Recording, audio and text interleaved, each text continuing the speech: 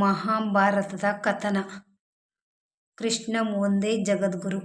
ಆದುದೆಲ್ಲ ಒಳ್ಳೆಯದಕ್ಕೆ ಆಗಿದೆ, ಆಗುವುದೆಲ್ಲ ಒಳ್ಳೆಯದೇ ಆಗುತ್ತಿದೆ, ಆಗಲಿರುವುದು ಸಹ ಒಳ್ಳೆಯದೇ ಆಗಲಿದೆ. ರೋಧಿಸಲು ನೀನೇನು ಕಳೆದುಕೊಂಡಿರುವೆ? ಕಳೆದುಕೊಳ್ಳಲು ನೀನು ತಂದಿರುವುದಾದರೂ ಏನು? ನಾಶವಾಗಲು ನೀನು ಮಾಡಿರುವುದಾದರೂ ಏನು? ನೀನೇನು ಪಡೆದಿದ್ದರೂ ಅದನ್ನು ಇಲ್ಲಿಂದಲೇ ಪಡೆದಿರುವೆ.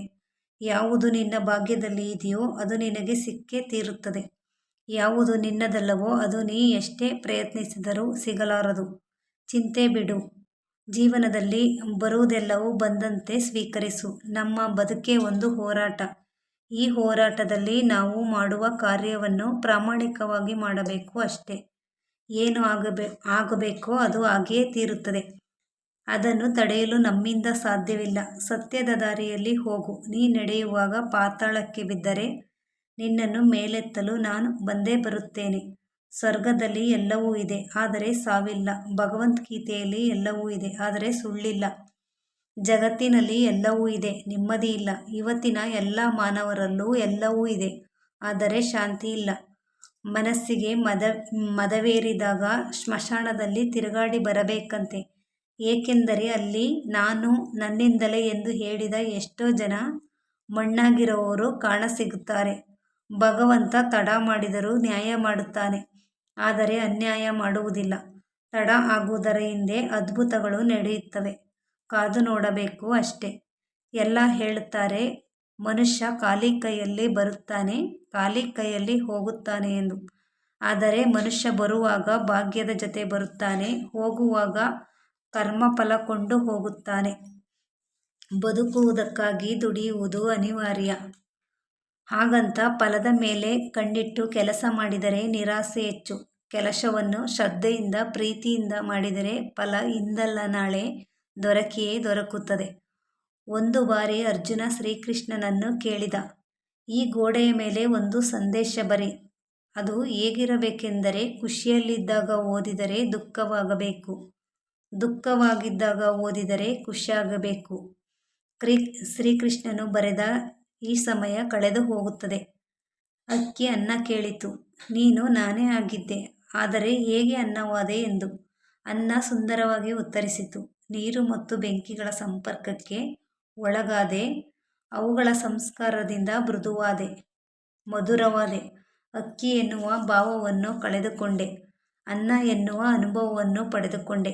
ಅದೇ ರೀತಿ ಸಜ್ಜನರ ಸಂಗದಿಂದ ನಮ್ಮೊಳಗಿರುವ ಅಜ್ಞಾನದುರಿತ ದುರ್ಮಾನಗಳ ಭಾವವನ್ನು ಕಾಠಿಣ್ಯತೆಯನ್ನು ತೊಲಗಿ ಪುಣ್ಯಜ್ಞಾನ ಮೋಕ್ಷಗಳೆಂಬ ಮೃದುತ್ವವನ್ನು ಅನುಭವವು ದೊರೆಯುತ್ತದೆ.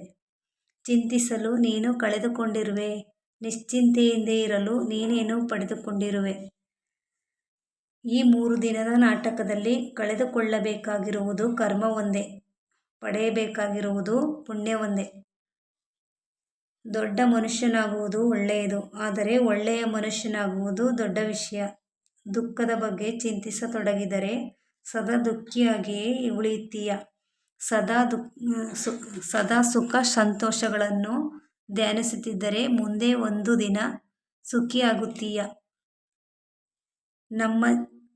ಏಕೆಂದರೆ ಮನಸ್ಸು ಯಾವುದರ ಬಗ್ಗೆ ಹೆಚ್ಚಾಗಿ ಧ್ಯಾನಗೊಳ್ಳುವುದೋ ಅದೇ ಸಕ್ರಿಯವಾಗುವುದು. ಪರಮಾತ್ಮನಲ್ಲಿ ಏನಾದರೂ ಬೇಡುವುದಾದರೆ ಪರಮಾತ್ಮನನ್ನೇ ಬೇಡು. ಪರಮಾತ್ಮ ನಿನ್ನವನಾದರೆ ಸರ್ವಸ್ವವೂ ನಿನ್ನದೇ. ಹೊಡೆತದ ನೋವನ್ನು ತಡೆದುಕೊಳ್ಳುವ ಶಕ್ತಿಯನ್ನು ನೀಡುವ ಭಗವಂತನಿಗೆ ಸಮಯ ಬಂದಾಗ ತಿರುಗಿಸಿ ಹೊಡೆಯೋ ತಾಕತ್ತನ್ನು ನೀಡುತ್ತಾನೆ. ನೀವು ಪ್ರಯತ್ನಿಸುವವರೆಗೂ ನಿಮ್ಮೊಳಗಿನ ಶಕ್ತಿಯ ಅರಿವು ನಿಮಗಿರುವುದಿಲ್ಲ. ಪ್ರಯತ್ನ ನಿರಂತರವಾಗಿರಲಿ. ಒಂದು ವೇಳೆ ಮನುಷ್ಯ ತನ್ನ ನಿರೀಕ್ಷೆಗಳ ಮೇಲೆ ನಿರಂಕುಶ ಹಾಕಿ ತನ್ನ ವಿಚಾರಗಳನ್ನು ಬೇರ್ಯಾವುದೋ ವ್ಯಕ್ತಿಯ ಪರಿವರ್ತನೆಯ ಬದಲು ತನ್ನ ಅಂತರಂಗವನ್ನು ಪರಿವರ್ತನೆ ಮಾಡುವ ಪ್ರಯತ್ನ ಮಾಡಿದರೆ ನಾವು ಸಂಬಂಧಗಳಲ್ಲಿ ಸಂತೋಷವನ್ನು ಹುಡುಕುವಲ್ಲಿ ಕಷ್ಟವಾಗುವುದೇ ಇಲ್ಲ. ಅರ್ಥಾತ್ ಸ್ವೀಕಾರ ಭಾವನೆ ಸಂಬಂಧದ ವಾಸ್ತವಿಕ ಅರ್ಥವಾಗುವುದು. ಸಮಸ್ಯೆ ಸವಾಲುಗಳನ್ನು ಯಾರು ಅವಕಾಶಗಳನ್ನಾಗಿ ಪರಿವರ್ತನೆ ಮಾಡಿಕೊಳ್ಳುತ್ತಾರೋ ಅವರು ಮಾತ್ರ ಬದುಕಿನಲ್ಲಿ ಗಟ್ಟಿಯಾಗಿ ನಿಲ್ಲಬಲ್ಲರು. ಒಂದು ಕಲ್ಲು ಒಂದು ಸಾರಿ ಮಾತ್ರ ಮಂದಿರಕ್ಕೆ ಹೋಗಿ ಭಗವಂತನಾಗುತ್ತದೆ. ಆದರೆ ಪ್ರತಿದಿನವೂ ಮಂದಿರಕ್ಕೆ ಹೋಗುವ ಮನುಷ್ಯನು ಮಾತ್ರ ಕಲ್ಲಾಗಿಯೇ ಇರುತ್ತಾನೆ. ಯಾವ ರಾಜನು ಸದಾಕಾಲ ರಾಜನಾಗಿಯೇ ಇರುವುದಿಲ್ಲ, ಯಾವ ಶ್ರೀಮಂತನು ಕೊನೆಯವರೆಗೂ ಶ್ರೀಮಂತನಾಗಿಯೇ ಇರುವುದಿಲ್ಲ, ಯಾವ ಬಡವನು ಕೊನೆಯವರೆಗೂ ಬಡವನಾಗಿಯೇ ಇರುವುದಿಲ್ಲ. ಈ ಜಗತ್ತಿನಲ್ಲಿ ಯಾವುದೂ ಕೂಡ ಶಾಶ್ವತವಲ್ಲ. ಪರಿವರ್ತನೆಯೇ ಜಗದ ನಿಯಮವಾಗಿದೆ. ಬದುಕಿನಲ್ಲಿ ಅತಿಯಾಗಿ ಮೌನವಾಗಿರುವುದು ಒಳ್ಳೆಯದಲ್ಲ. ಸಮಯಕ್ಕೆ ಸರಿಯಾಗಿ ತಪ್ಪುಗಳನ್ನು ವಿರೋಧಿಸುವುದನ್ನು ಕಲಿಯಿರಿ. ದೇವರು ನಮ್ಮ ಜೊತೆಗಿಲ್ಲ, ನಮ್ಮ ಮನಸ್ಸಿನಲ್ಲಿಯೂ ಇಲ್ಲ, ಕೇವಲ ನಮ್ಮ ಆತ್ಮವಿಶ್ವಾಸದಲ್ಲಿ ಮಾತ್ರ ಇರುತ್ತಾನೆ. ಯಾವಾಗ ಮನುಷ್ಯನು ತಾನು ಮಾಡಿದ ಕರ್ಮಗಳನ್ನು ಇದೇ ಜನ್ಮದಲ್ಲಿ ಅಥವಾ ಮುಂದಿನ ಜನ್ಮದಲ್ಲಿ ಅನುಭವಿಸಬೇಕಾಗುತ್ತದೆ ಎಂಬ ಜ್ಞಾನವನ್ನು ಅರಿತುಕೊಳ್ಳುತ್ತಾನೋ ಆಗ ಇಡೀ ಜಗತ್ತು ಬದಲಾವಣೆಯತ್ತ ಸಾಗಿಬಿಡುತ್ತದೆ. ಚರಿತ್ರೆಯಲ್ಲಿ ಗೆದ್ದವನಿಗೆ ಗೆದ್ದವನು ಎನ್ನುವ ಜಾಗವಿದೆ, ಇಂಥವರೊಂದಿಗೆ ಸೆಣಸಾಡಿ ಸೋತ ಎನ್ನುವ ಜಾಗವಿದೆ. ಆದರೆ ನಿಂತುಕೊಂಡು ಆಡಿಕೊಂಡು ನಗುವವರಿಗೂ ಚರಿತ್ರೆಯಲ್ಲಿ ಎಲ್ಲಿಯೂ ಕೂಡ ಜಾಗವಿಲ್ಲ. ಕೋಪದಿಂದ ಮಾತನಾಡಿದರೆ ಗುಣವನ್ನು ಕಳೆದುಕೊಳ್ಳುತ್ತೇವೆ, ಹೆಚ್ಚಾಗಿ ಮಾತನಾಡಿದರೆ ಶಾಂತಿಯನ್ನು ಕಳೆದುಕೊಳ್ಳುತ್ತೇವೆ, ಅನಗತ್ಯವಾಗಿ ಮಾತನಾಡಿದರೆ ಕೆಲಸವನ್ನು ಕಳೆದುಕೊಳ್ಳುತ್ತೇವೆ, ಅಹಂಕಾರದಿಂದ ಮಾತನಾಡಿದರೆ ಪ್ರೀತಿಯನ್ನು ಕಳೆದುಕೊಳ್ಳುತ್ತೇವೆ, ಸುಳ್ಳು ಮಾತನಾಡಿದರೆ ಹೆಸರನ್ನು ಕಳೆದುಕೊಳ್ಳುತ್ತೇವೆ, ವೇಗವಾಗಿ ಮಾತನಾಡಿದರೆ ಅರ್ಥವನ್ನು ಕಳೆದುಕೊಳ್ಳುತ್ತೇವೆ, ಪ್ರೀತಿಯಿಂದ ಮಾತನಾಡಿದರೆ ಎಲ್ಲವನ್ನೂ ಕಲಿಸಿಕೊಡುತ್ತೇವೆ. ಬದುಕಿನಲ್ಲಿ ಏನೇ ನಡೆದರೂ ಒಳ್ಳೆಯದೇ. ವರ್ತಮಾನದಲ್ಲಿ ಏನಾಗುತ್ತಿದೆಯೋ ಅದೆಲ್ಲವೂ ಉತ್ತಮವಾಗಿಯೇ ನಡೆಯುತ್ತದೆ. ಮುಂದೆ ಏನಾಗುವುದೋ ಅದೆಲ್ಲವೂ ಚೆನ್ನಾಗಿಯೇ ಇರುತ್ತದೆ. ಭವಿಷ್ಯದ ಬಗ್ಗೆ ಚಿಂತಿಸಬೇಡಿ, ವರ್ತಮಾನದಲ್ಲೇ ಜೀವಿಸಿ. ಒಂದು ಬಾರಿ ಅರ್ಜುನ ಶ್ರೀಕೃಷ್ಣನನ್ನು ಕೇಳುತ್ತಾನೆ, ಎಲ್ಲವೂ ಹಣೆಬರಹದಲ್ಲೇ ಬರೆದಿದ್ದರೆ ಪ್ರಯತ್ನಪಟ್ಟು ಫಲವೇನು ಎಂದು. ಆವಾಗ ಶ್ರೀಕೃಷ್ಣನು ಉತ್ತರಿಸುತ್ತಾನೆ, ಯಾರಿಗೆ ಗೊತ್ತು, ಪ್ರಯತ್ನಪಟ್ಟರೆ ಸಿಗುತ್ತದೆ ಎಂದು ಹಣೆಬರಹದಲ್ಲಿ ಬರೆದಿದ್ದರೆ. ಪ್ರಯತ್ನಂ ಸರ್ವಸಿದ್ಧಿ ಸಾಧನಂ. ಒಮ್ಮೆ ನಾರದರು ಶ್ರೀಕೃಷ್ಣನನ್ನು ಕೇಳಿದರಂತೆ, ಈ ಪ್ರಪಂಚದಲ್ಲಿ ಎಲ್ಲರೂ ದುಃಖಿಗಳಾಗಿದ್ದಾರೆ ಏಕೆ ಎಂದು. ಆಗ ಶ್ರೀಕೃಷ್ಣನು ಮುಗುಳ್ನಗುತ್ತಾ ಹೇಳಿದನಂತೆ, ಎಲ್ಲರೂ ಸುಖ ಎಲ್ಲರ ಬಳಿಯೂ ಇದೆ, ಆದರೆ ಎಲ್ಲರೂ ಇನ್ನೊಬ್ಬರ ಸಂತೋಷದಿಂದ ದುಃಖಿಗಳಾಗಿದ್ದಾರೆ ಅಷ್ಟೇ.